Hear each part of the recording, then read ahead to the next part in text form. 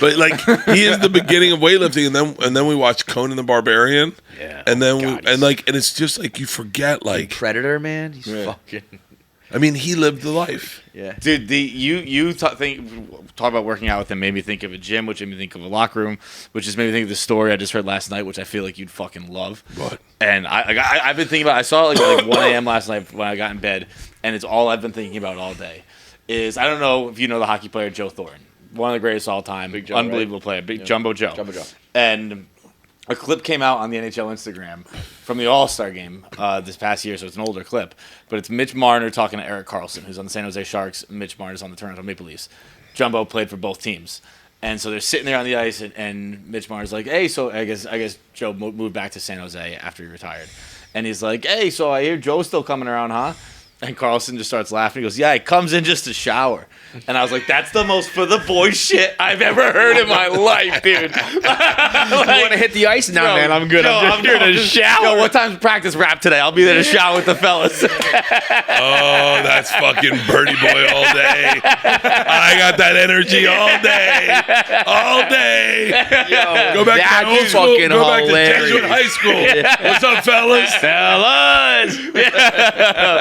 That's the fucking best. What time's the skate so today? good. I'll be there. I'll come shower. Dude, that is unbelievable. Like that's what you miss, right? You miss the camaraderie. You don't even. Yeah. You miss the competition to a level, but then you miss the camaraderie. It's like, no, if I can still shower with the fellas, come on, dude. That's so we used to do party showers in the bus. So if someone was in the bus, it was a very small shower. If you got in with them, it was a party shower, and you couldn't contest the party shower. This is what you definitely had to stop doing after Me Too, right? Well, we did it after Me Too. Yeah. Dude, we had like showers. I remember. I mean, like in hockey I started showering with my friends when I was like a mite, which is like when I was like 8.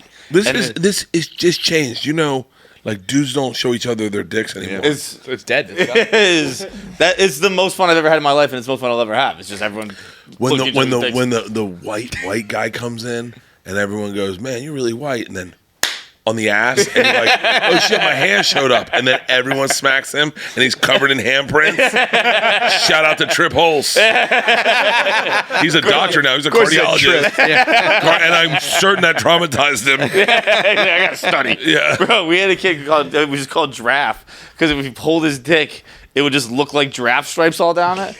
And we'd be like, give him a giraffe neck! And he'd pull it out, and the whole locker room would erupt. Dude, the fucking, you know what? Fucking man the fuck up, boys. Let's do another shot. Man the fuck up and shower. And shower with your friends. Get naked in front of your friends, show them your dick, and own it. Own it. Shout out to Trip Hulse and Thompson Rankins. Thompson Rankins and Trip, no, not Trip Hulse. Truett Gardner and Thompson Rankins. Truett Gardner and Thompson Rankins. This is the realest story, and I apologize. I know you're both grown-ups. They were in 9th grade. I was in 8th grade. We were playing JV football, and we got done practice, and it was time to shower, and I was uncomfortable. I didn't want to shower. And they were the coolest fucking dudes. They go, dude, come in your boxers. Don't worry about it. You can wear your boxers in the shower if you're uncomfortable. Truett Gardner and Thompson Rankins said to me, quote unquote, it might be easier if you give your dick a name. And I said, what? I said, they were 9th graders and I was an 8th grader, and they were like going like, this is something you're gonna have to do. I was going to Jesuit the next year. Next year I was like with all naked dudes. And they were like, give your dick a name. And I was like, what do you mean? And they go, give it a name, and then you maybe will feel more comfortable with it. And I said, John Henry. I named my dick John Henry that day. That's my name. It's literally his name, John Henry Feitelberg. Are you serious? Yeah, my name's John Henry Feitelberg. I named it after you. Out of all the fucking names in the world, the last one I expected. Are you serious? Other than Kevin Francis, was John Henry. That's so funny. I had a joke in The Machine, my Netflix special, but where I met a girl at Georgia's first grade when Georgia was in like first grade. This woman came up to me and she said, you have a boy or a girl? And I said, a girl. She goes, I have a boy. She goes, what's her name? I said, Georgia. She goes, my son's name's John Henry. I go, I know John Henry. She's like, really? Is he a cool guy? I go, he can be a dick at times. I forget the joke. You still call it John Henry? I still call it John. My dick's John Henry. My dick's John. Truett Gardner and Thompson Rankins. I hope someone gets them this video. I'm being for real, and I wonder if they remember this.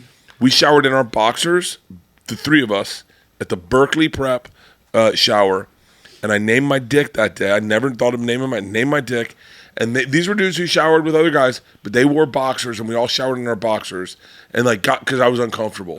It was, and that camaraderie. Think about this: how many people have I fucking met in my life? Truett Gardner and Thompson Rankins. I'll never forget their fucking names because they were the guys. Dudes, they were bros. They were bros going go, hey man, if you're uncomfortable being naked, we all shower in our boxers. And I was like, I'm a little uncomfortable. And they're like, come on in. Well, I'll go. The three of us went in our fucking boxers. This manhood, this doesn't exist in this fucking generation. It'll never fucking exist. The fucking empathy for being a bro and going like, dude, I got you. Yeah. And then, and then we went to Jesuit High School. Everyone was naked. And I was like, fuck. John Henry, you ready? He was like, take me into the stall and pump me up a little bit. And I was like, I got you. Helicopter. I gave him a little helicopter. I got him a little hard. Yep. And then I walked into the fucking bathroom, in the shower. I'm like, this is the best I got. Yeah. And then you just look for the guy with the smaller dick. You're like, I'll shower next to you. But Peter, my assistant, Peter. Yeah. Peter's not cool around nakedness, and I don't get it, and it bridges into like inappropriateness because I go, the fuck, dude, we're bros, like we're dudes. I don't think like I don't care. I hope you don't care. Right. Like I'm changing. Yeah. Like we were at NFL Networks and I had underwear on under my jeans and I was losing my shit. I was gonna say you never do that. And I was like, because I had a tracksuit on, and apparently Leanne says everyone can see your dick in a tracksuit. That might be true. And I want testosterone in my dick was hard. Thank God I wore underwear. and I was like, I need to change out of these underwear. And the girls left, and then Peter left, and part of me was like, "Come on, Pete! Come on, buddy." Pete. But I understand it. I understand that people are uncomfortable with naked dudes. But dude, I saw my dad naked. I talked about it in Razzle Dazzle. Yeah. My dad got in the shower with me one time because I was taking too long, and he had to go to work. I was in 9th fucking grade. I was in 9th grade, and I panicked. I tucked it between my legs like Silence of the Lambs, and I thought he was having a stroke. He was laughing so hard. He goes,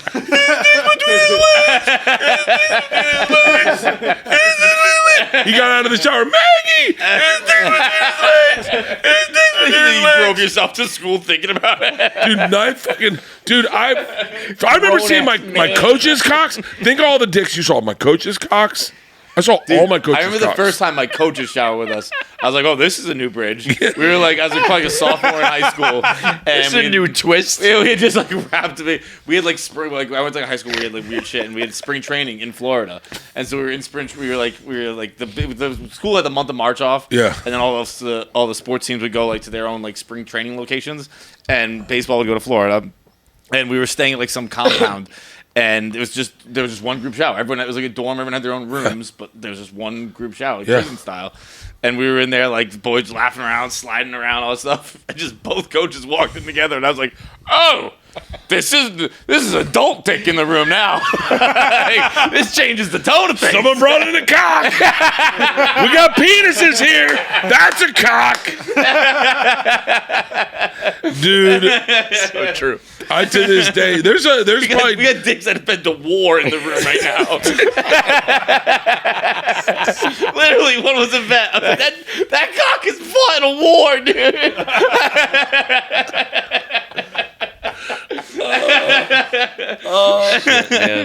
Man. I rolled the dice last night and asked Leanne if she'd ever suck into her son's his cock. I can't even get it out of my mouth. You don't want those kind of answers, man. Well, we were doing so we do something's burning out of the house that we do, and so the new house we built a kitchen, and so we do it out of there. And Leanne's like, well, we should do more cooking shows. She's got a friend Sandy, who English is not her first language, and she wanted to do a cooking show called Fakey Make Believe. because she makes Asian meals that are cheat codes, and then she makes them in like 10 minutes. So it's like a real Asian meal, but you make it in 10 minutes. Okay. Is for Asian people. Is what Asian people do. Instead of ordering out, they just make it the way their mom taught them. Yeah. Real quick. Yeah. So we did an episode yesterday. It's the first episode. We're gonna do more. It's really fucking funny. But they have their friend Kat on it. Kat's like fucking beautiful, fucking production design, whatever she does. She's like a fucking hot English, and she goes, "Oh, I dated a French guy. Reminds me of having shag with a French guy one time." And I went, "Was he circumcised?" She goes, "No." And I went, "Ugh." And then I said, "Leanne, you ever suck one of those dicks?" Not realizing, I just thought it like you're a host. Yeah. And Leanne goes, "Ugh, no." And I went, "Thank God, that was a close call. I didn't want to know that answer, dude." I remember we were married. We had 2 kids. We were watching a Bernard Hopkins fight. Oh, Jesus Christ. And Leanne went, "He is attractive." Oh, no. And I went, "Bernard Hopkins?" She goes, "No, if that's the guy. I mean, like, I'm not going to say I'll ever cheat on you, but that's the guy." And I realized I'd never asked her if she had fucked a black guy. Not that it mattered, but it's just a question. It's a question to be asked. And I went, have you ever fucked a black guy?" And we're married. We have 2 kids. And she goes, "Does it matter?" And I went, "I don't know. I don't think it does. It may. We'll find out, I guess." Go, "Why don't you wink your answer to me?" And she said no. But Bernard Hopkins is her guy. How you went? Well, part of me. Well, no, because part of me was like, if she didn't have the right jungle fever. Like she had Bernard Hopkins jungle fever. Like you'd think she'd be like, "Yeah, T.I. is a good looking guy, right?" Like someone like Cameron's a good looking guy. Like, but she was going Bernard Hopkins, right spent 15 years in prison. Like, what the fuck is she into? It's so polar opposite than me. Like me and Bernard Hopkins share one thing. I swear to God, we share one thing. Do you know what it is? Leanne. Do you know, does anyone know what Bernard Hopkins and I share? No. Name.